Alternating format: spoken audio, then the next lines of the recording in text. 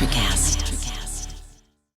This episode is brought to you by Shopify. Whether you're selling a little or a lot, Shopify helps you do your thing, however you cha-ching. From the launch your online shop stage, all the way to the we just hit 1 million orders stage. No matter what stage you're in, Shopify's there to help you grow. Sign up for a $1 per month trial period at shopify.com/special offer, all lowercase.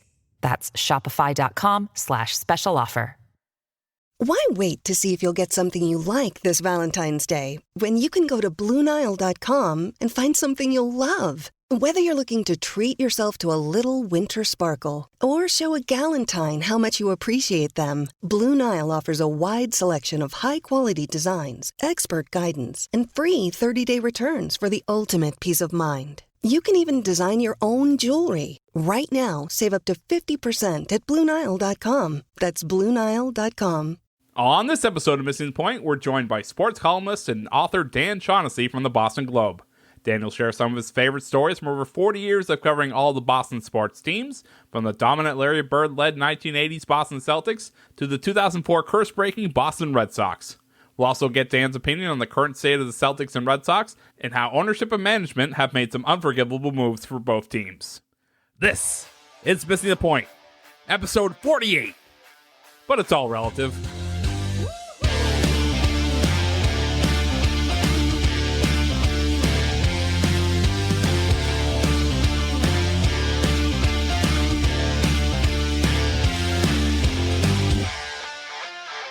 Welcome into Missing the Point. I am your host, Michael Marcangelo, joined alongside by Bob Kelly, Rayshon Buchanan, and today we have a very special guest. He has been a fixture in the Boston sports scene for 5 decades. His book, The Curse of the Bambino, details the heartache of the Boston Red Sox and their search for a World Series championship after selling Babe Ruth to the New York Yankees. He subsequently wrote Reversing the Curse after the Red Sox won in 2004. And in 2013, he and Cleveland Indians manager Terry Francona released Francona, a biography focusing on Francona's years as manager of the Red Sox. That book immediately became a bestseller. He was named the 2016 recipient of the J.G. Taylor Spink Award, presented annually by the Baseball Writers Association of America for meritorious contributions to baseball writing. Ladies and gentlemen, please welcome Dan Shaughnessy. Dan, thank you so much for joining us. Nice to be here with you guys. Yeah, we're really excited to have you, and we want to talk a little bit about the Red Sox and the Celtics. We have a couple of cool tidbits about the Celtics that I want to hear from you. But first things first, I think a lot of people on sports talk radio now, they kind of make it their job to be a contrarian. You were the original one in Boston. Yeah. So I'd love to learn or to hear about your story, especially when you're coming up, with Bob Ryan, who is a fan writer, right? He's a great writer, but he feels all the emotions, the highs and the lows. And you made it a point to kind of run this like a business. So I'd love to hear about how that went. Yeah, I'm more detached than Bob. Bob's older than me, and I was reading him when I was in college and whatnot, and he's the greatest. And his knowledge is unsurpassed, and he's a beautiful writer.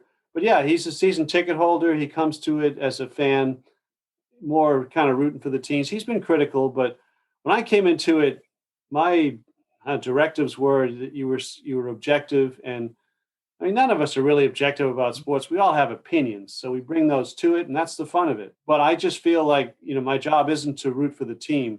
If I were covering the presidential election, I'm not supposed to choose a candidate and do the analysis based on who I want to win, as much as give you the analysis of why it's going the way it's going, and that's what I try to do. Sometimes the better story is when the home team loses. And like right now, the Celtics are more interesting when they lose, because like this year is not going to end well. I mean, it's not like there's going to be some turnaround. So when they play these games last night, if I'm writing them, it's better when they lose because you can slam them more and it's more fun and it's got more color and flavor. But so, yeah, I'm not a fan of the teams. I'm a fan of the sports. I like it when the local teams are in the playoffs. I got 12 parade covers here from page 1 when they win in this century. And it's always better when they win. People buy books and they have ideas, so that's good. But when things go bad, when Plaxico Burress catches that pass in the end zone, they don't go 19-0, I can't be all brokenhearted and crying at my keyboard, so I can't write the story. I got to write that story and tell people why they didn't go undefeated, what happened here. And same thing when, Aaron Boone hits the home run off Wakefield or the ground ball goes through Buckner's legs. those stories are epic, and you have to be able to write them under deadline, in my case, and not be emotionally grieving. It's like if you bet on the game, you're all pissed off and you're mad at the umpires or the officials when you're writing it. You don't want to be that guy.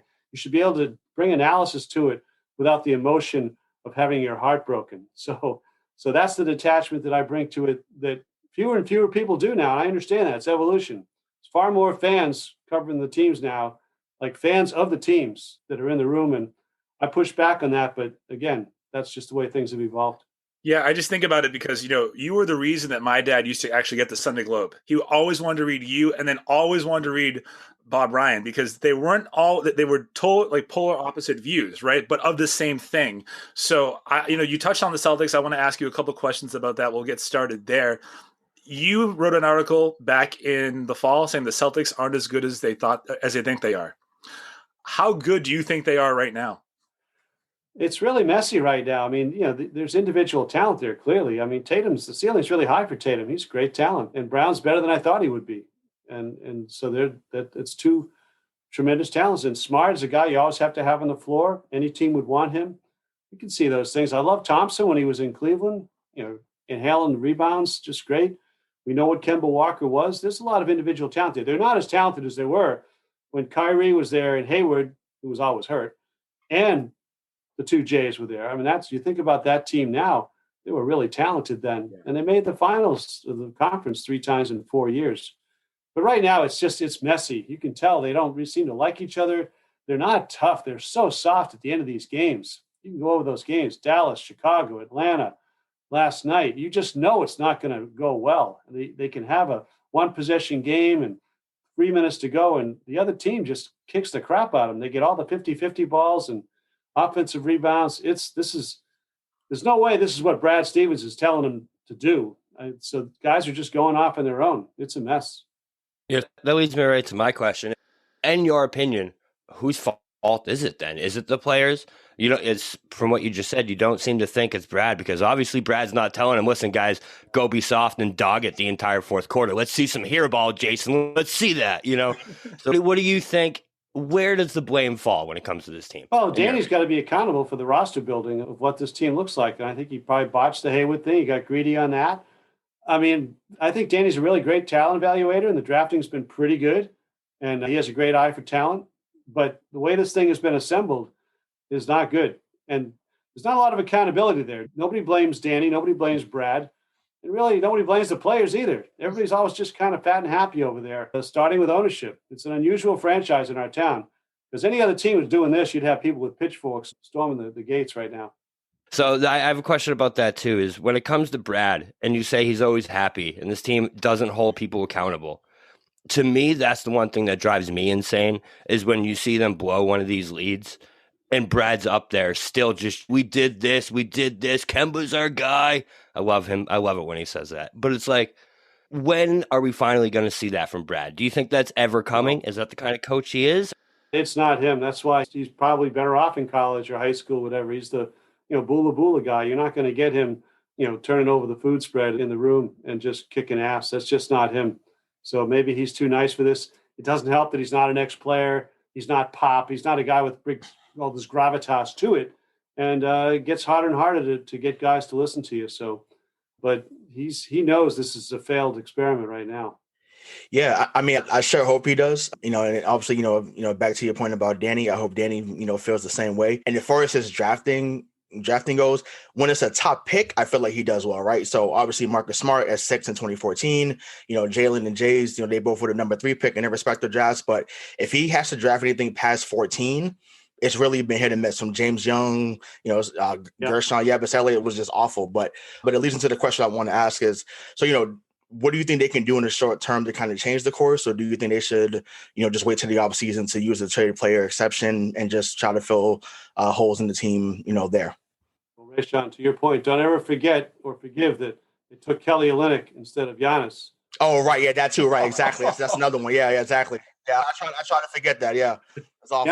Giannis went like 15, so a lot of people passed on him, but still, that's one that we never let Danny forget because Kelly was 2 picks ahead of him. Right. I don't think they're going to use that trade exception. What they got tonight or tomorrow? I mean, I just think this is a lost year. I think they'll wait till the summer, let it shake out. I don't think you're going to see it now. I know there's talk about the kid in Orlando. There's talk about Collins. I don't see a move like that. I mean, I think a shakeup's in order. In the summer shakeup, it could be Jaylen Brown getting traded, something like that. I mean, to me, that's still on the table. I don't know the contractual situations, and it confuses me and all that. But I think since they're not going to change Danny or the ownership or the coach, you're going to have to shake up the roster. And what would do it more than a big move like that? So, you've been covering the Celtics for a long time, right? Has there ever been a period since you've been in town where they've had this much talent and underperformed this significantly? Well, I mean, this is a long time. The '83 team, they were swept by the Bucks in the playoffs, and they had 4 Hall of Famers. So they lost a 4-0 series, and they had Mikhail Parrish, Bird. They had Tiny Archibald. There's 4 Hall of Famers there. They were swept 4 straight.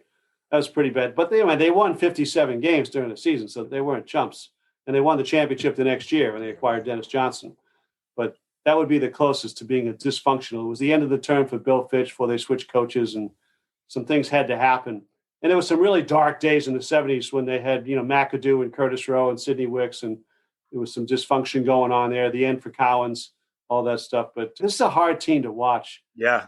They are so soft at the end of these games. It just makes you want to kill yourself.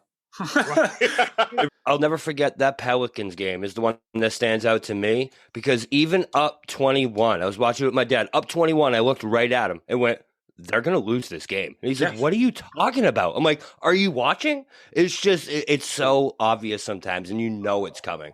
I was telling these guys, I've made a good amount of fake money off this team this year because of how predictable they really are when it comes to when they lose and when they win. If this team is favored in a game against an underachieving team, I bet against them 100% of the time.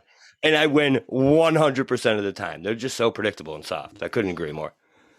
Before we kind of transition to baseball, because we want to really pick your brain here, I did stumble upon a pretty cool story, and I was wondering if you could give us a little insight into it, Dan.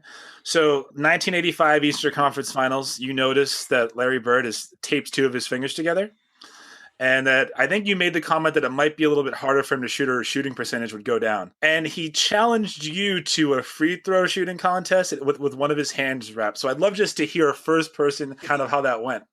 Well, it's now that I can sell a little product here. I just wrote a book. The book's called Wish It Lasted Forever. It'll be out in November.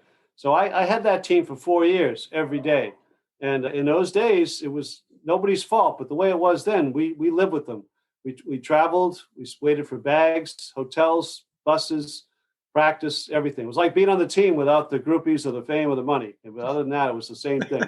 So there we were, and you just got to know them, and we were able to tell the readers what they were like. And it's a very rare time. So, yeah, they called me Scoop. That was my nickname.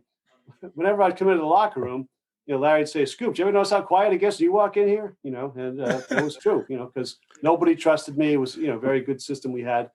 So, yeah, he was taping it like this at practice. So there had been a barroom fight 2 nights earlier, and he might have had a broken bone. I don't know. But if you look up his playoff shooting, he shot 52% that year. It was his middle year of his 3 straight MVPs, height of his powers, the 60-point game, all that stuff, buzzer beaters left and right. And he got in a barroom fight, messed up his hand. He shot like 42% in the 9 playoff games after this happened. But he was taping it like this at practice. And I said, you can't play in the game like that, right? He said, Scoop, I could tape my whole hand up, make more shots than you. And I'm like, that's probably true, but that's not what we're talking about here. And it was almost like a pool hustler thing. He kind of must have done it before. So they taped his hand like this. The thumb was taped. It was like he had a boxing glove on. And we did 100. He said, we'll do 100 free throws, $5 a throw, 10 shots around. And says, you want to go first or I'll go? I said, I'll go first. He said, you don't like the pressure, do you? I said, that's right. So I went first. I made 6 out of 10. I was a good free throw shooter in high school. I sucked. I wasn't a player, but I could shoot free throws. Made 6 out of 10 just standing around. And he made 6 out of 10 doing this.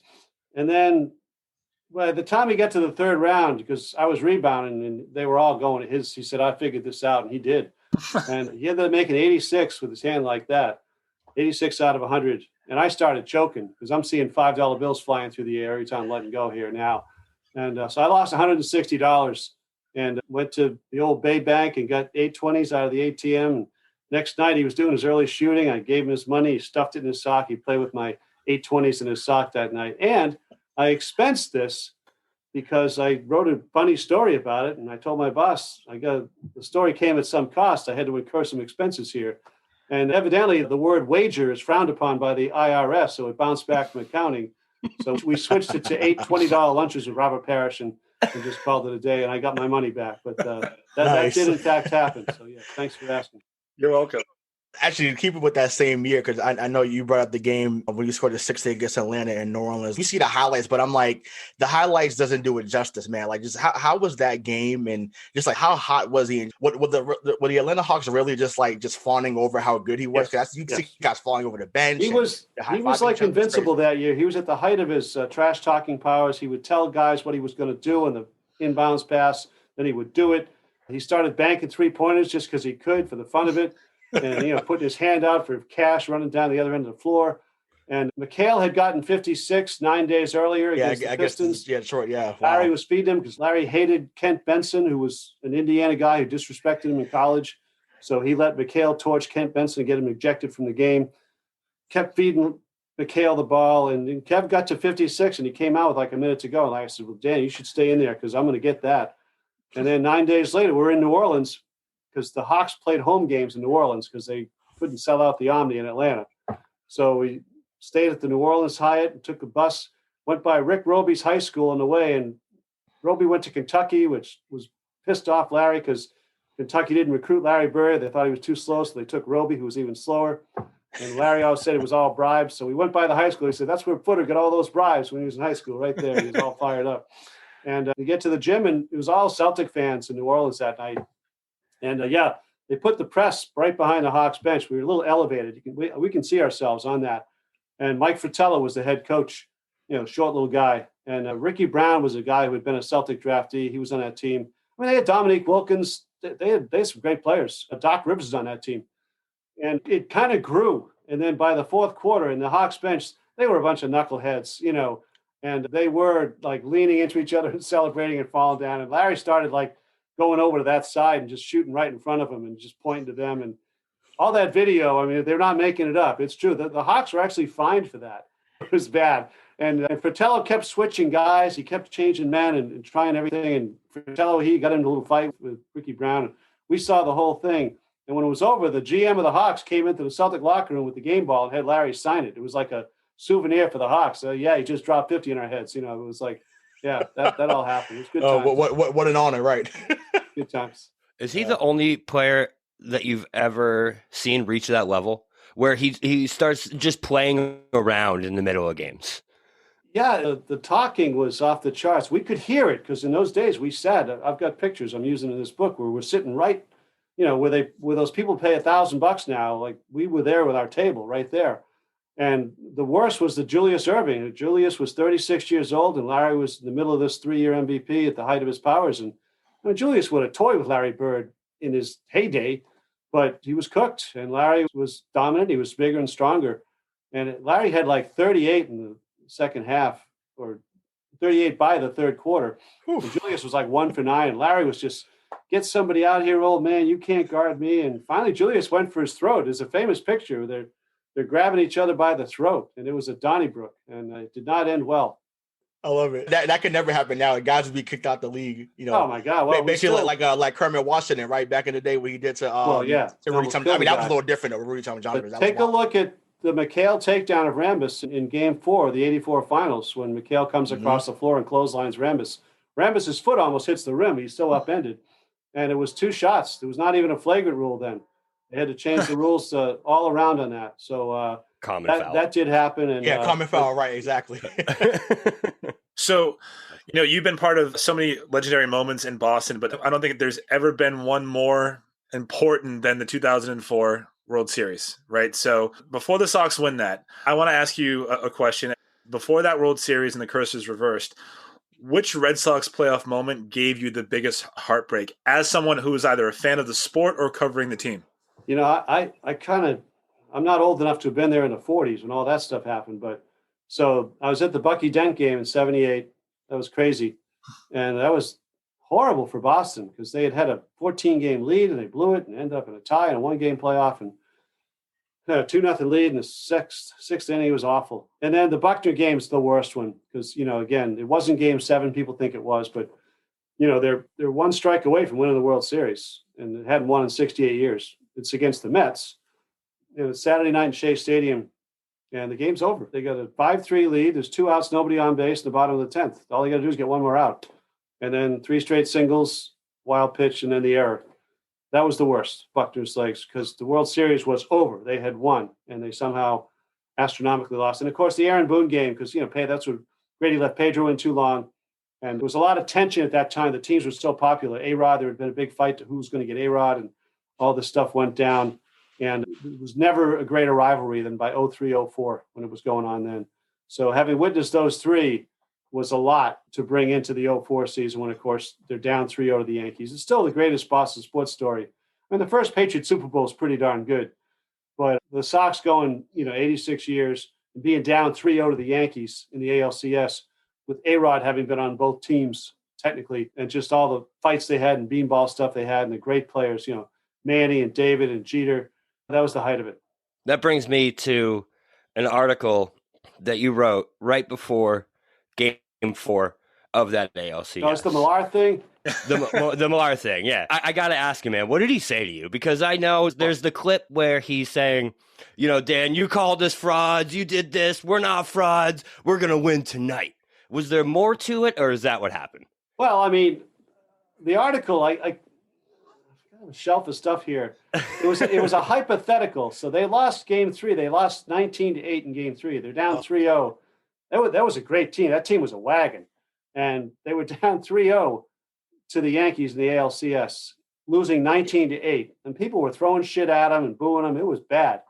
And so the next day is Game 4, and they're going down like just dying. It's horrible. So in the paper, I said, if they get swept, they will go down as the biggest pack of frauds in Boston sports history. That statement was true then. It's true today. It's a hypothetical. If I were 7 feet tall, I would have been in the NBA. It said if they lose again, they go down as frauds. Well, they didn't. They won 8 straight games from the moment I wrote that, and they swept their way to the World Series. So anyway, it was true then, it's true now. And Millar was saying that stuff, that whole thing about don't let us win tonight. He was saying that to everybody, and his whole thing about Schill and Pedro and anything can happen in Game 7. He was just saying that to everybody. And I think that was ESPN 30 for 30, but they had the crew following everybody around. And we went hard at Theo that night. Theo was hungover, and it was just a bad time for them. And nobody thought what was going to happen did happen. But so Millar was just talking up everybody and did a good job with it. And so that clip lives on in infamy, and I'm actually quite proud of it. You should be, because it's awesome. It gives me goosebumps every time I see it, Dan. So I love it. Just to still kind of keep the theme with the past. So another question that I thought about, and because I love to talk about different scenarios and what if. So if you could put together a starting 9, for an all Red Sox team, like who would you have on it?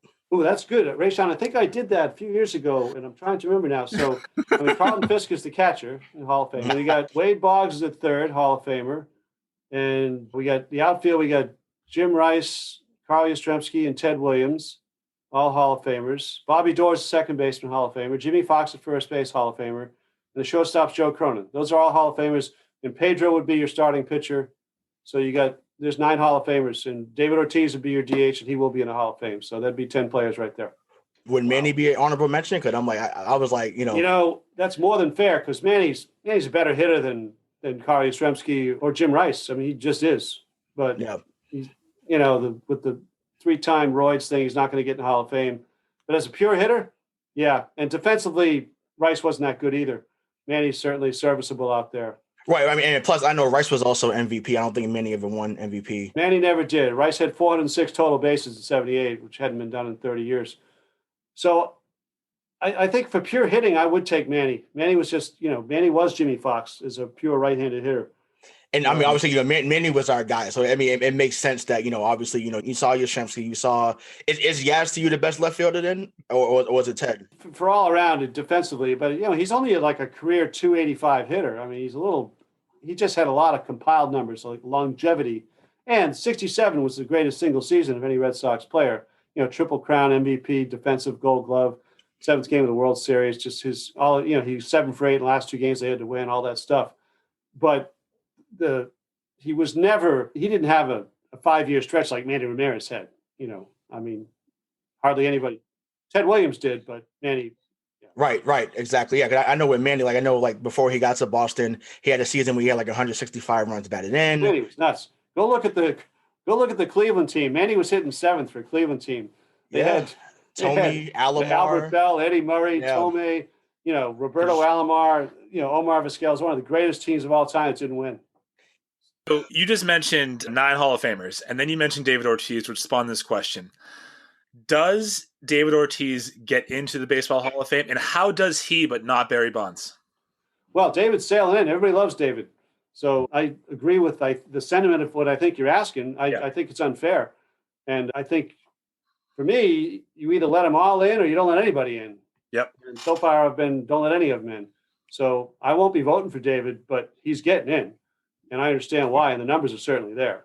But to your question, I don't think Barry's any dirtier than David was, if you want to go down that path. It's just, but this is the times they played in, and a lot of people don't care about it, and I understand that.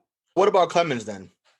Yeah, I was just gonna say, if we're gonna open that door, because Clemens, his Red Sox career alone to me is Hall of Fame worthy. Yes, I know he won 192 games, 3 Cy Youngs to the Red Sox, but I don't vote for him because I've been on the wall. I don't vote for any of them. I love Roger. He's great, and he did a lot of good things here. And he's one of the top 10 pitchers of all time by any measure. The guy won 354 games and 7 Cy Young awards. Give me a break. I wish he hadn't used at the end to extend it when unnecessarily. So I have a question about that though. So that whole era, right, is everyone's tainted from it, no matter what, for that whole 90s, 2000s era. Anyone who's ever going to get into the Hall of Fame is always going to kind of have that cloud over them in that era. Don't you just think that a simple solution could be is let them in, but make sure it's on the plaque, make sure it's indicated that they're in, but this happened, and this is a question that we have about it. They're still one of the best players ever. Well, again, a Hall of Fame that includes Trevor Hoffman and Harold Baines and does not include Barry Bonds and Roger Clemens, it's a little ridiculous, so we know that. But that's the hand that's dealt. It's unfortunate, and my fear is that Bonds and Clemens are going away forever next year. It's the last year in the ballot for them. They're not getting the momentum. I don't think the old times will vote for them, and it's a big gap to not have those guys in the Hall of Fame because they were better than everybody in the time they played. They were. How ironic is it that the players that really saved the game for everyone in the 90s, right? Sosa, you have McGuire, and Barry Bonds that are going to be ostracized and kept out for doing the thing that propelled the sport back into the fan of America. Right, and there's a very likelihood that Piazza, Pudge Rodriguez, Bagwell were all using because they all look dirty and they're all in. But they didn't test or they're not in the Mitchell report. They didn't have the stigma that these other guys have. I thought Pudge was on the Mitchell report, wasn't he? Pudge Rodriguez? I don't remember him. I know Palmeiro was, but Bagwell in particular. Because didn't he start here? Didn't he get drafted by the Red Sox? Bagwell was traded by the Red Sox. So if you look at him, how small he was early on, and then by the time they became the Killer Bees, with him, Biggio, and Berkman, it was like, oh, this guy really was a wagon for the wrong reason. You guys got good knowledge for young guys. I'm impressed here. Thank you. Oh, appreciate it, man. Yeah, Thank you. Thank you. Some would say we're not so young anymore, but yeah, right. So, Dan, what are your expectations of the 2021 Red Sox now that Alex Cora is back? I like Alex. I don't hold that against him. Probably we should more than we do. And he's a good guy, and he's good to be around. He was cheating. I don't know. I just can't get all in a big lather about it. We're used to it in Boston by now. No, I should. I wouldn't vote for him. I wouldn't vote him into the Hall of Fame. So he's out of that. Right. But as a manager, given the shit show they got here and the horrible decision making and the cheapness up top and what they're doing to the franchise, he's good for them. These players like him. They respond to him. Him being bilingual is huge. A guy like Devers, he'll get way more out of Devers. It just is. And I would want to play for him. He's just a good guy to play for. The starting pitching is very suspect still, in my view. You can make a case, but everything's got to go just right. And people get all in a lather about, Nathan Eovaldi throws 100. He's won 9 games here in 3 years. He's always hurt. Everyone just remembers that one run. Yeah, he had one great postseason performance in a game which they lost, by the way. And he makes $17 million or over $64 million for 4 years. So good for Nathan Eovaldi, good guy. Maybe he'll finally get healthy and win 18 for you because he's got that ability. We know. Eddie Rodriguez coming off the COVID, the cardiac thing, hopefully. And he's your opening day starter, too. Garrett Richards, he's never been a winner. He's been hurt all the time. Pavetta has won like 8 games in like 5 years. And Perez is a meatball artist. He pitches to contact, as they say. Which is cold for he sucks. A lot of bats. So he's Derek Lowe 2.0. He finds a lot of bats. No, Derek Lowe was much better than Martin Perez. Derek Lowe was much better. Rayshon's right again. No, I know. Yeah. I would still want to keep with the current team, right? So obviously, this guy was one of the main pieces coming back in the Mookie Betts trade last year. How do you feel about Alex Verdugo? I'm a fan. He was much better last year than I thought he was going to be. So do you think he's someone that can be a mainstay here going forward? I like what I saw last year. I was pleasantly surprised. I was bothered that the Dodgers gave up on him the way they did. I thought, they didn't have to give up anything in that deal. That was the Red Sox were driven to get rid of payroll. So it's not like the Dodgers were in a position of strength and they gave him up very readily. That bothered me.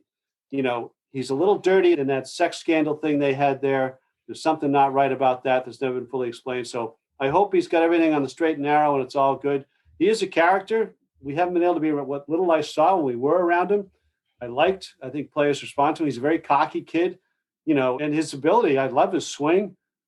And I don't think he's as good as he thinks he is or his fans think he is, but there's something there. I'm reluctant to anoint him just yet because so many things. Carl Everett was the best player you ever saw for like 4 months at the beginning of the 98 season, whatever. He was amazing. Guys before. Yeah, and as soon as he headbutted the umpire, it was over. It was over. But this kid's got something, and hopefully it gets steered in the right direction. So, Dan, you just said that we really know our stuff. I appreciate that. I hope that you still feel this way after I asked this question because it just came to my mind. The Red Sox-Yankees rivalry was so great up until 2004, right?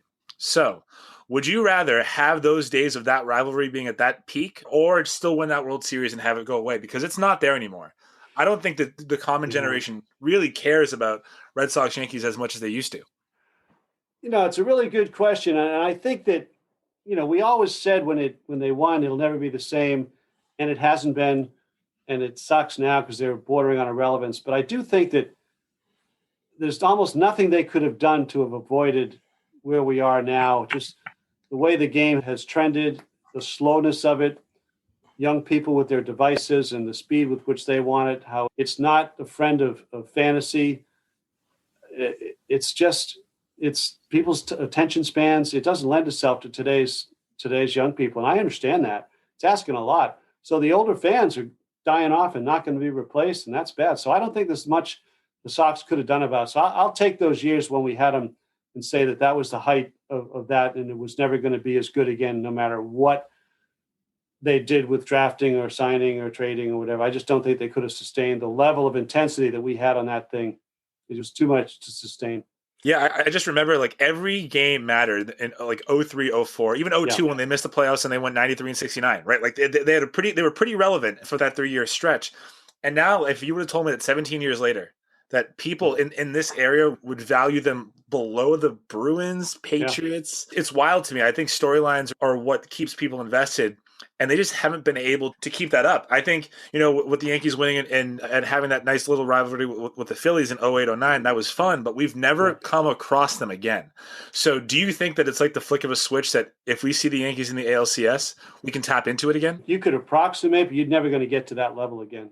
It would just be better than now, but you're not going to go back to that level ever. Well, I mean, we did. I know we faced them in 2018 in division round. That was a great series. The only moment, or the two moments I remember most in that series was the JD Martinez home run in game 1, and then obviously Brett Holt getting the home run to complete the cycle. And I mean, basically that crowd in Yankee Stadium was dead, right? Like it's not the same where Yankee Stadium is not the same as it was in in 03 and 04, obviously, because it's the new fans, like you said. But yeah, man, I mean, I was even thinking about that 99 series too, like Roger, like Yep. you'll never get that essence back. Yeah, well, the greatest thing from 18 was the Saturday when the Yanks won here, and Sanchez hit a home run to center field, one of the longest home runs ever. And Judge, I'm sure, shared that night. And that was the night Judge went by with New York, in the jukebox by the Sox clubhouse there with the boombox. And that was like the highlight of the series. And the Red Sox just went there and just kicked the crap out of them. Oh, by 1,000 runs. That was it. Yeah. That team was so good, though. Which leads me to a question I have to ask you.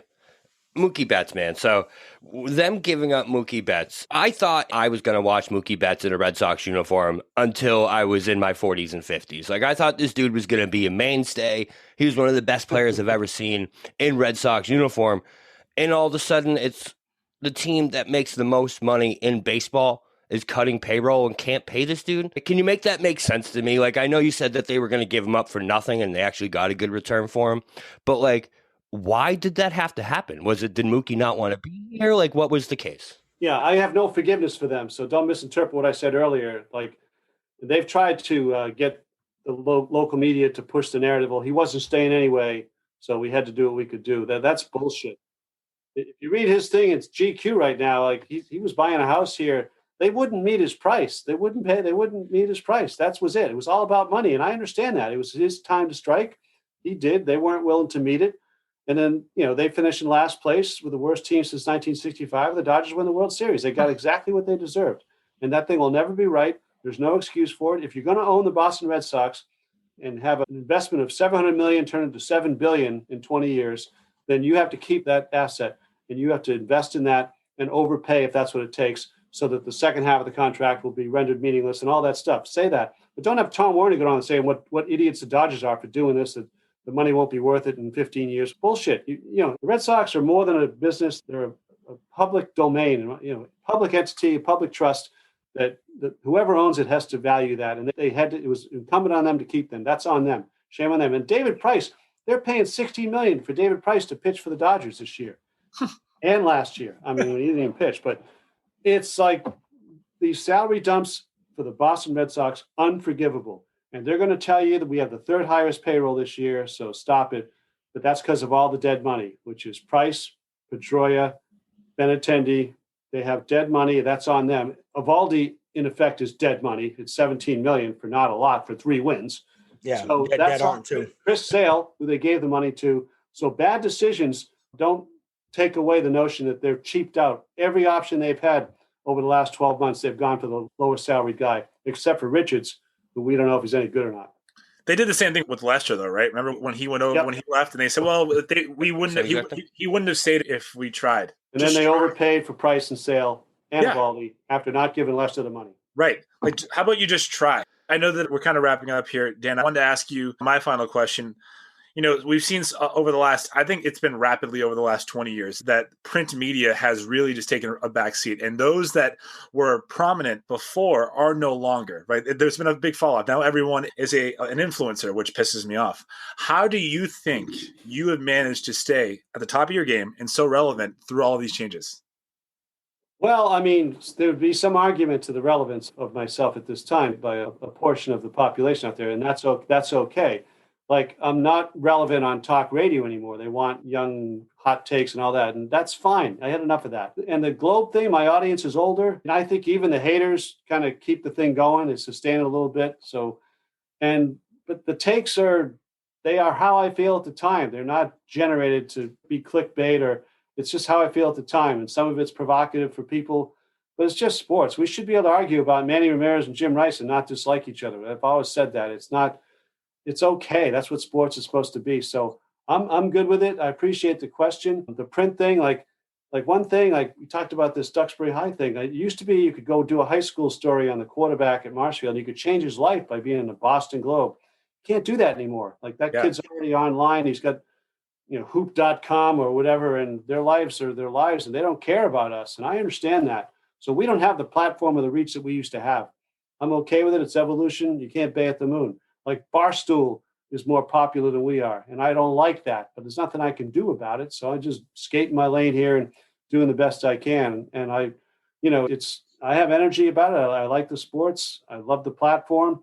And, writing a book on 40 years ago the Celtics was really fun. And people will actually read it because they want to hear that Larry Bird story. So, again, I'm blessed. I got to read and talk about sports for 40 years in this market with 12 championships in this century and some of the losses and young folks like yourselves who know so much about sports and still want to talk about it. So I just feel really lucky and blessed about it. And I try not to complain too much about it. It's not the way it used to be because too bad. Things evolve. Well, obviously, thank you so much for taking the time. Before we let you go, we want to always let you tell people where they can find you. And you already give us a little bit of a preview of an upcoming book in November. So please tell the listeners out there where they can find you and what they can expect from you over the next couple of months. Yeah, go down to 7-Eleven and get the Boston Globe tomorrow morning. I think it's $2. Good luck with that. Hold it with the paper. Right. But no, so Boston.com, whatever the hell, BostonGlobe.com, whatever we are. And I'm on Twitter, Dan_Shaughnessy on Twitter. And wish it lasted forever. Simon & Schuster, Scribner, Publishers, November, old days with the Celtics and Larry Bird and all that stuff. But you guys are fun. It was nice chatting with you guys. I wish you luck with the program. Well, Dan, thank you so much. And thank you all for listening to this episode of Missing the Point. So for Rayshawn Buchanan, Bob Kelly, and Dan Shaughnessy, this is Michael Marcangelo signing off. Hey there, I'm DC. I host the Rock Podcast, Back to the Arena, The Interviews. It's about a 30-minute podcast where I talk one-on-one with a band who has released new music. You can find us on all the best podcast sites like Spotify, Apple, Google, iHeartRadio, and more. If you're a rock fan like me, subscribe today to Back to the Arena, The Interviews. Electricast. Hey, it's Tim from 50 Years of Music with 50-Year-Old White Guys, the comedy podcast you had no idea you needed. Join Ben, Jeff, and me as we continue our musical road trip back through the years and around the globe. See, just when you thought all white guys were like Joe Rogan, you come across 3 educators trying to remember when we were cool. 50 Years of Music with 50-Year-Old White Guys. Electricast. Electricast.